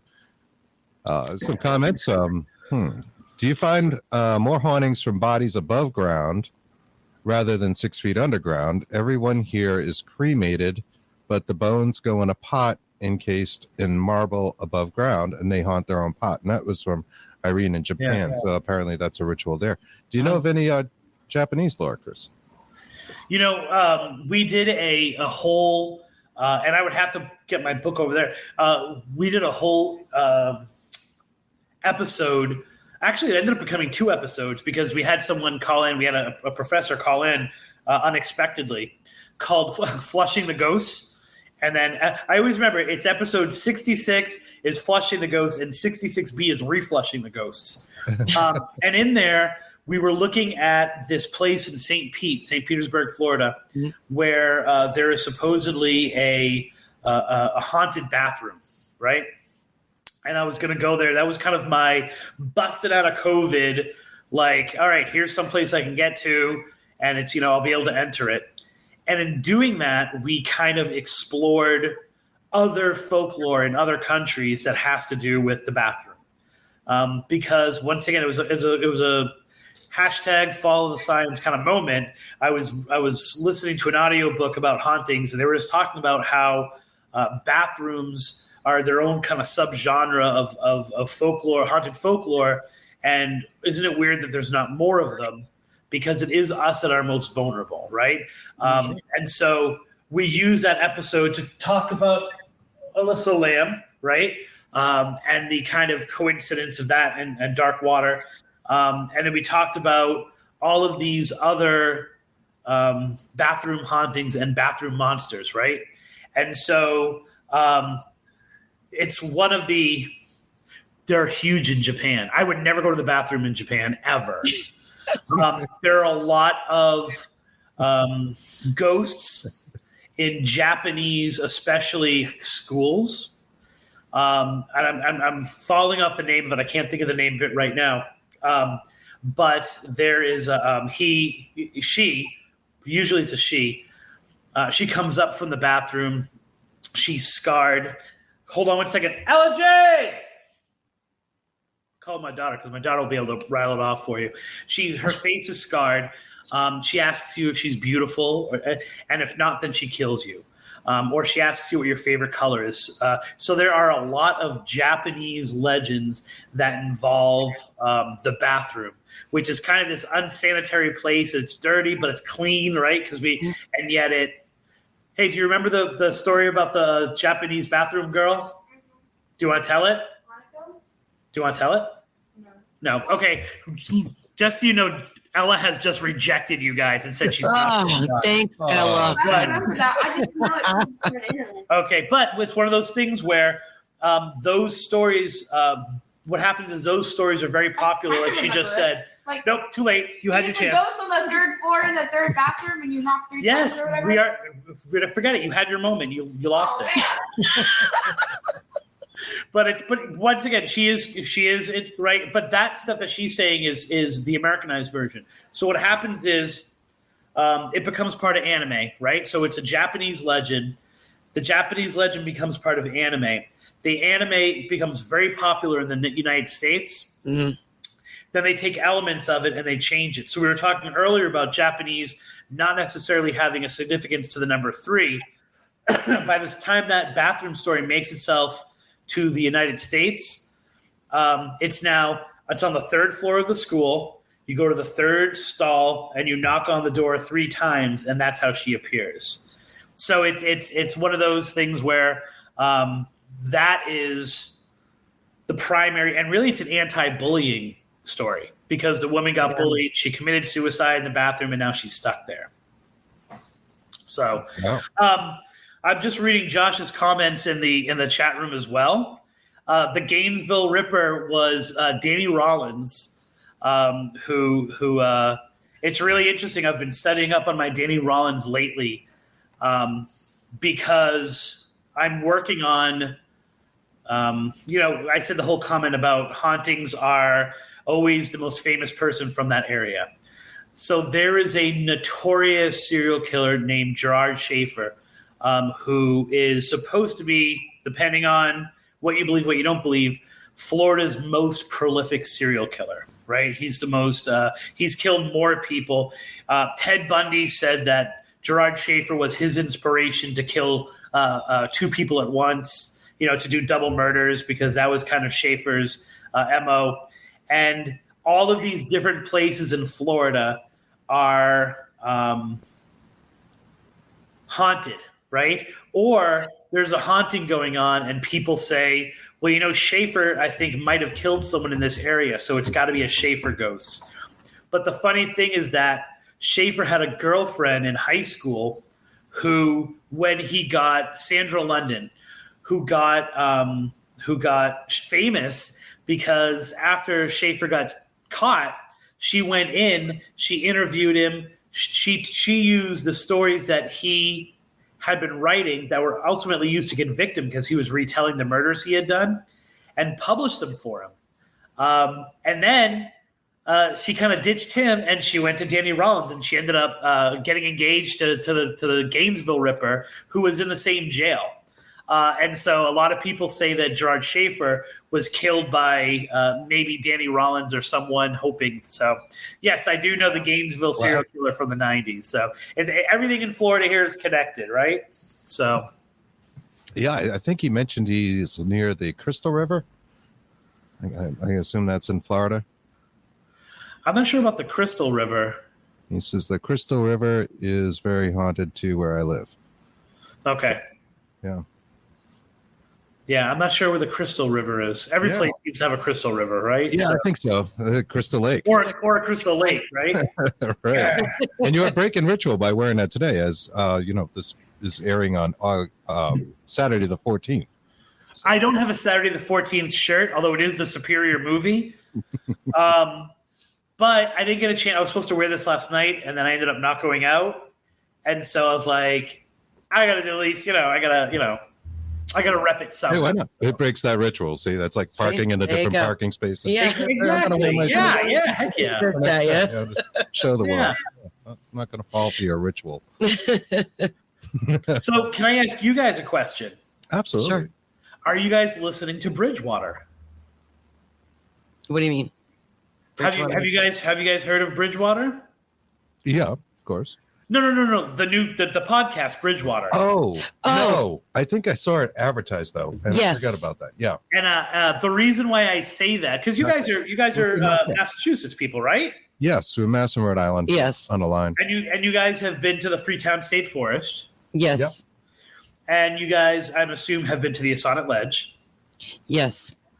And so for those people who don't know, there is a new, by the guy who made Lore, what's his name? Aaron Menken. Oh, I like that, Lore. He has, he's taken the Bridgewater Triangle as the inspiration for a scripted podcast, right? So it is it's a fictional story that takes place in the Bridgewater Triangle. The majority of it takes place in Freetown, right? Mm-hmm. And I was just wondering whether you guys had heard it yet, and what your guys' opinion of it was. I did see something about that though. I didn't realize it was the person who had made Lore. Yeah. Is it out now? Can you? Well, the first 2 episodes are out, so I figure I'm going to allow another 2 episodes to come out, and then I got to do a show on it. But it was interesting because one of the things that really annoyed me is that they kept talking about. They kept saying that the water where the Assonet Ledge is, they kept calling it a lake. And I kept saying, it's not a lake. It's not a lake. So I was wondering whether you guys had listened to it, because you made me think about that when you were talking about the lake. Well, sure. And for our listeners that don't know, because this goes out a lot of different places, you're known for kind of bringing out the Bridgewater Triangle, your Ghost of the Bridgewater Triangle book, which was a great book, by the way. Enjoyed it very much. And the Puckwudgie lore surrounding it. Yeah. Maybe you could tell our listeners a little bit about the Bridgewater Triangle if they're not familiar with it. Wow. Okay, sure. The Bridgewater Triangle is an area in southeastern Mass, right?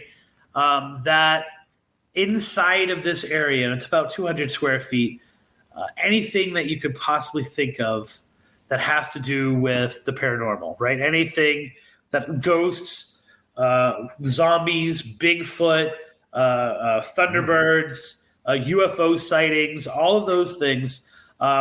They all exist in this Bridgewater Triangle. And Lauren Coleman started kind of documenting that something weird was going on in the 70s. And then he published in 1983 Mysterious America, which kind of put it all out there that, this area is known as the Bridgewater Triangle. So he started with East Bridgewater, West Bridgewater, and then Bridgewater proper. And then he kind of like spread it out as he started gathering the stories until it was Freetown, Rehoboth, and Abington. And it's a location. My first book was Dark Woods. Cults, Crime, and the Paranormal in the Freetown State Forest, which I happen to have right here. And it's interesting because I started reading my sophomore year of college. I started reading a book that had just been published called The New England Ghost Files. And most people who are in Massachusetts, in New England, they know New England Ghost Files. It's like go-to literature. And I started as actually probably I would call it my first legend trip.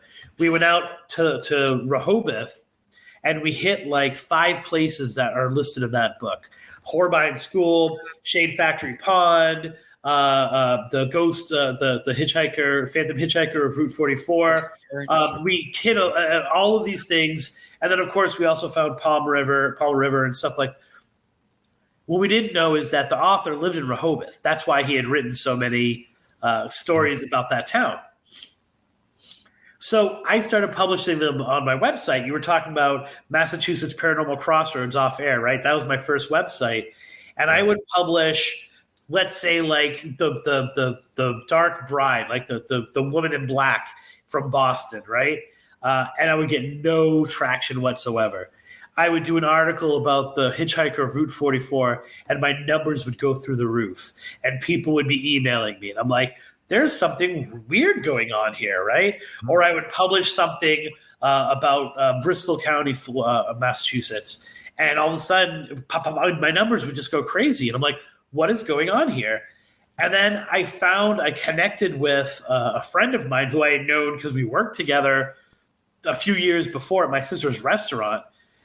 We had been working side by side for a year and didn't know that we were tackling the same subject, right? He was tackling the UFO, Chris Pittman, if you know who that is. He was studying UFOs and cryptids, and I was studying ghosts, and we were talking about the same, and we never once ever talked about our interests. Wow. In those to realize that we were researching the same area, right? By that time, Chris had kind of rejuvenated Lauren Coleman's idea of the Bridgewater Triangle and was like actively looking for UFO sightings and cryptids. And I realized that there were other things going on there, more on my end of things, of ghost stories and ghostly happenings and paranormal stuff.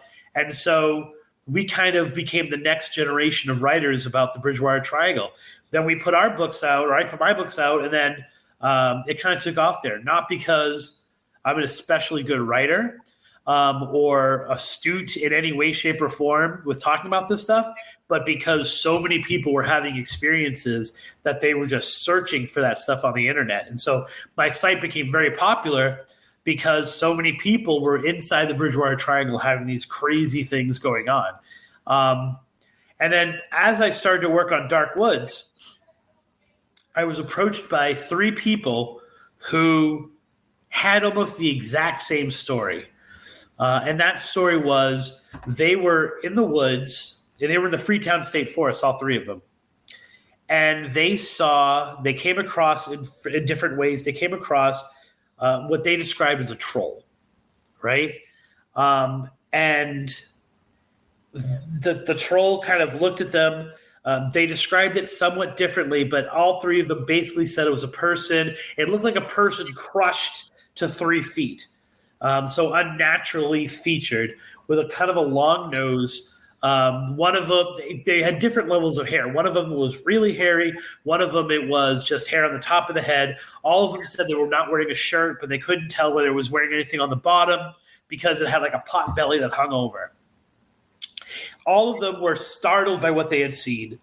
Then they were distracted and then looked back and the thing was gone, right? And so they kind of put it out of their mind. They were weirded out. They put it out of their mind. All 3 of them, days later, and when I asked them, all 3 of them said it was 3 days later, but they couldn't really remember, but they thought it was 3 days.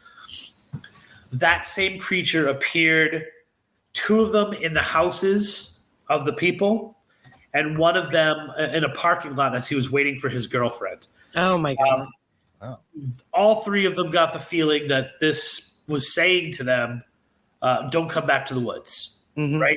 That's my area. Don't come back to the woods.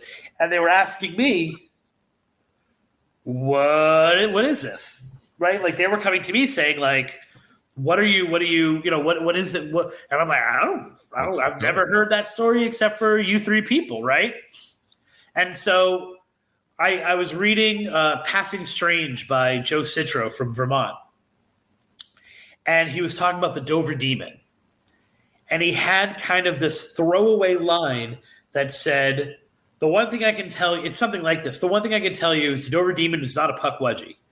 And then he continued on. And I was like, what the hell's a Puckwudgie? Like, Joe, and I know Joe really well. I'm like, Joe, what the hell are you talking about, guy? And then a little on in the book, he spends like maybe a chapter on it. And so being a librarian at the time, I had a lot of access to technology and and so I was like, and I started looking, and there were no references to Puckwudgies anywhere online, except more visual aids, except this book, The Good Giants and the Bad Puckwudgies. When I say there was nothing online. It would imagine if you Google the most obscure thing, like 87,000 hits still come up. I'm talking about you type in the Puckwudgie, the word Puckwudgie back in the day, and you would get 10, 20, 30 hits, and all of them were references to this book. Wow. And so obviously I got the book, and I started to read. In the back it says, like, this story comes from this book, which is called The Narrow Land. Then I read all The Narrow Land, and there's an entire section on here about these things called Puckwudgies, which I realized were what these people were experiencing. And the more I was able to push forward to them, both the physical description of the Puckwudgie and other things such as I mentioned earlier, Taipaiwunkas, which are ghost lights controlled by Puckwudgies, I started to realize that these were a real thing.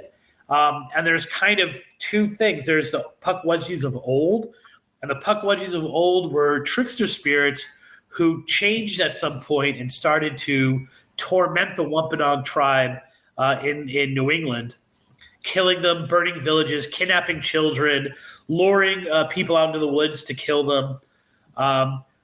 In The Narrow Land, it talks about them being under control of the devil, or of like a dark force, which the Christianized version of the Wampanoags called the devil, and being very disastrous to the communities. Then there are the Wampanoags of modern times, which I think in the war against Puckwudgies we've won, right? Because now instead of this being this active kind of like attacking villages and things like that, Puckwudgies are the guardians of the forest. And if we impede on certain parts of the forest, they stress their superiority only to tell us to stay out of certain parts, right? And I started to look, and there were reports all throughout the Bridgewater Triangle. There were reports in Maine, other parts of Massachusetts, other parts of New England, Rhode Island. I started to realize that something I had experienced in a cemetery in New Hampshire was probably a Puckwudgie experience. And then it kind of expanded from there. Like the more I published, the more popular they became. They're now a house at the American version of Hogwarts, right? So Puckwudgies are part of like the Harry Potter universe now. Right. Yeah. J.K. Rowling has yet to write me a check, so Still waiting for the check, right? I'll wait for that, right? Sure. And then I started to find that it was in other places as well. One of the major ones was, oddly enough, Indiana. And so I made a pilgrimage out to Mountain State Park in Anderson, Indiana, which is the other primary Puckwudgie location, and realized that Puckwudgies, due to the fact that people would meet together, like tribes would meet together to bury their most sacred dead in the Midwest, where there's this alignment of burial mounds, and it aligns with lunar cycles and all this stuff that I really don't explain, but I sound smart talking about it. It all focuses itself on Indiana and this one place in Indiana. But they don't speak the same language, right? They're different. All these different tribes. So Puckwudgie, because it was such a dominant or predominant, I should say, problem for a lot of these different tribes, the word Puckwudgie became an umbrella term for small little creature that messes with us, right? And so I started to find that there were all these tribes all across America and Canada that have this word Puckwudgie in their vocabulary to describe these little mischievous trolls that sometimes go a little crazy. It worked in reverse, right? It's not like people were telling me they were having Puckwudgies and then I documented their stories. People who didn't know each other were telling me they were experiencing the same thing. And then I found the cause of it. So if we're talking about are these real or are these not real, I can't give you more, other than catching a Puckwudgie in a bucket, right? I can't give you any more proof than the fact that 3 people reported the same exact experience. Multiple people have reported it over the years since then. I've been able to document it, didn't know each other, didn't have a term for it, and yet the experience was the same. Wow. And did you say the 3 people are from Rehoboth? No. I was just using that as context. They were all from Freetown. Oh, okay. All from Freetown. All right. Yeah. All 3 experienced it in Freetown. In the Freetown Park. Ah, yes. I see. But I've got, I think the first one, other than, I think technically the first one was that I experienced, that I was able to document, was a friend of mine who was living in Framingham. And then, like I said, I had my own experience, which I didn't know was a Puckwudgie at the time, in Wilton, New Hampshire. And then all of a sudden I started documenting these other ones. So it's really interesting because, there's the analytical side of me, and people become obsessed with Puckwudgie, and every culture has them, right? It's just Puckwudgie is a really cool word, so it's caught on. But every culture has these little things. Every time, if you can put on a map and you can document where there's a whole bunch of Puckwudgie experiences, almost always in that same area, there are rumors or documented cases of occult activity, right? And obviously Freetown is like the granddaddy of them all, right? Like Yes, it is. That's been well documented as being real. The size of it, the size of the cults there can be questioned, but you can't question the fact that there were active cults in that forest for however many years. But all of these places that are high, that have Puckwudgie activity in them, or where Puckwudgies are reported, also, if you dig deep enough, are known locations for cult crimes and rumors of cult activity. It is funny how they go hand in hand, and certainly the Freetown Forest is one of those areas that is like a window area or portal. Area, yeah, that was the whole question of the book. And keep in mind, the Bridgewater Triangle was not nearly as popular when I wrote those first 2 books about it. There's a lot of weird things going on, but also there's a lot of weird murders, and there's a lot of things like a higher rate in the Bridgewater Triangle of teen suicide, for example, for a while. Are those things related? Can the same energy, which is helping to manifest all of this unusual paranormal and supernatural activity, can it also be responsible for lower test scores and a higher rate of fatal accidents? If you guys know 24 has got to be the most fatal road in New England. Oh my God, I can't stand that road. I commuted it for years. I've seen so many accidents in there. You hear on the news like 10 car pileup. Yeah. On 93, 2 cars and 23 dead on 24. On 24. And I don't mean to minimize it by making a joke, but I was like, what is this road to it? I didn't even realize that I drove right by it on my way to work. I cannot agree with you more about that. Yeah. There's something to that. So Dark Woods was that question, right? Is the same thing? Why would a murderer abduct a teenager, abduct a teenage cheerleader, and then travel past all these really great dump locations to dump her body in Freetown? And you find that kind of story time and time again. Is it the same energy that also creates Bigfoot or draws Bigfoot in? Or the same one that allows energy to be trapped for a spirit to remain there. Why do places that are haunted also have high levels of crime and stuff like that? And that was kind of what Dark Woods, the question that kind of drove Dark Woods. So that is great, and I totally agree with you. And also, just to mention, I also think Fall River, which is next to Freetown, is sort of a cursed city, but we could do a whole show on that. Well, technically, and a lot of some could we call them triangleologists? I don't know if we call people who say the Bridgewater Triangle don't realize that Fall River used to be part of Freetown. Right. So when I talk about the Bridgewater Triangle, I include Fall River and Tiverton, Rhode Island. Those all used to be Freetown until they were broken up. So Lizzie Borden is definitely on the table whenever you're having a discussion on the Bridgewater Triangle. Yeah. Lots of crime, and it's I grew up in that area. It's very, very strange. It's never really had it together, and it has a very high level of unusual occurrences and crimes and murders, and just there's something about it. It just always feels cursed to me. And I include New Bedford in this as well, right? And being an Italian from Boston, New Bedford and Fall River, aren't they the same place, right? Like I got that mindset of and obviously anyone from the area would say absolutely not. What are you, crazy? But they both have very similar cycles of we're about to hit success and then we plummet. Yes. So we rise again. We're about to hit success, and then we plummet. And it fails. Textile failing, things like that. Yeah. Yeah, it's the trademark of a curse, right? Like that. Those are the things that.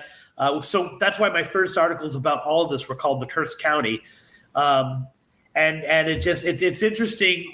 Once again, as a folklorist, to sit back and see where Puckwudgies have gone and where the Triangle has gone in the last 20 years since I've been doing this. So.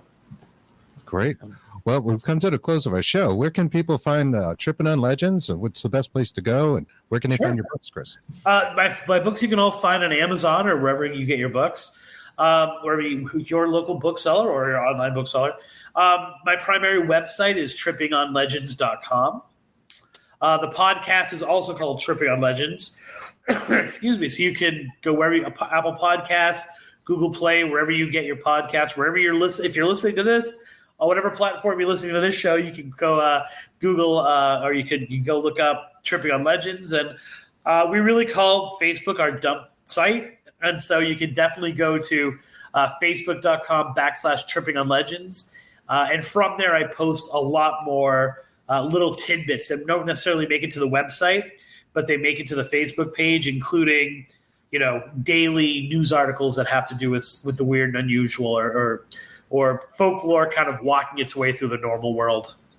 That's great. That's excellent. That's awesome. That's excellent. And we love the show, so we'll be tuning in some more and Thank you very much. out. And Ella too. Yes. And say hi to Ella.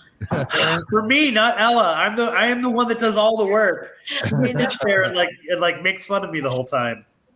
She's great with you guys. Are just great together. You are. And we thank you for joining us. Yes, thank you again. We'll talk. Thank you guys very much for having me on. All right. You're welcome.